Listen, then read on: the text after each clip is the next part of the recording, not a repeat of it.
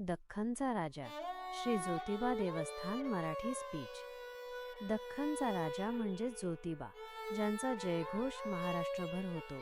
दरवर्षी लाखो भक्त आत्मशक्तीने ज्योतिबाच्या नावानं चांगभलं म्हणत या डोंगरावर येतात। परंतु आपण कधी कोल्हापूरला आले असाल तर या ठिकाणची माहिती जाणून घेणे उपयुक्त ठरेल।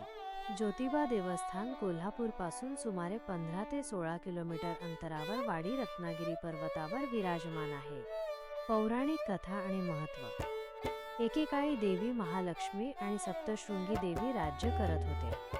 त्यावेळी रत्नासूर नावाच्या राक्षसाने धुमाकूळ घातला होता।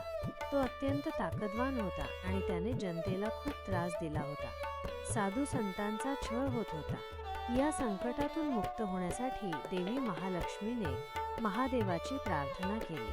ही प्रार्थना ऐकून महादेवांनी ब्रह्मा, विष्णू आणि महेश यांच्या अंशातून एक तेजपुंज अवतार निर्माण केला, तो म्हणजे ज्योतिबा।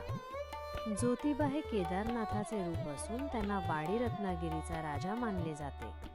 या डोंगरावर आल्यावर पहिले दर्शन कालभैरवाचे घेण्याची प्रथा आहे।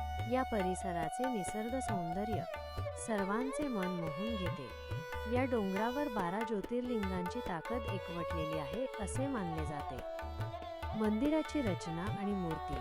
ज्योतिबाचे मंदिर भव्य असून त्यामध्ये 4 महत्त्वाची मंदिरे आहेत। मुख्य मंदिर केदारेश्वराचे आहे। ज्योतिबाची मूर्ती ही काळ्या पाषाणाची असून ती चतुर्भुज आहे। त्यांच्या हातात खड्ग, डमरू, त्रिशूळ आणि पानपात्र आहे।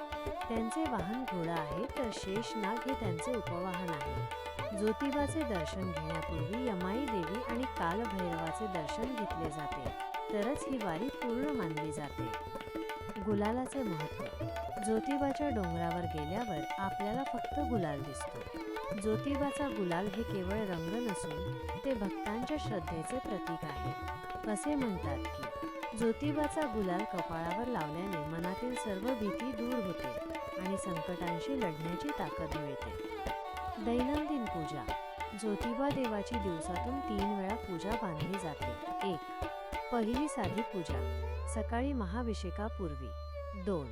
दुसरी खडी पूजा, ही सर्वात आकर्षक पूजा असते। 3. तिसरी बैठी पूजा, जी दुपारनंतर बांधली जाते। समारोप। आजच्या पाश्चात्य संस्कृतीच्या युगात आपण आपली मुळे विसरत चाललो आहोत। आपल्या कुलदेवतेची ही कथा पुढच्या पिढीला सांगणे गरजेचे आहे। ज्योतिबावर श्रद्धा ठेवा, कारण ती शक्ती आपल्याला जीवनातील संकटांतून बाहेर काढते। आपल्या आयुष्यात कितीही संकटे आली तरी ज्योतिबाच्या नावाने एक वेळ चांगभलं म्हणा, नक्कीच मार्ग सापडेल।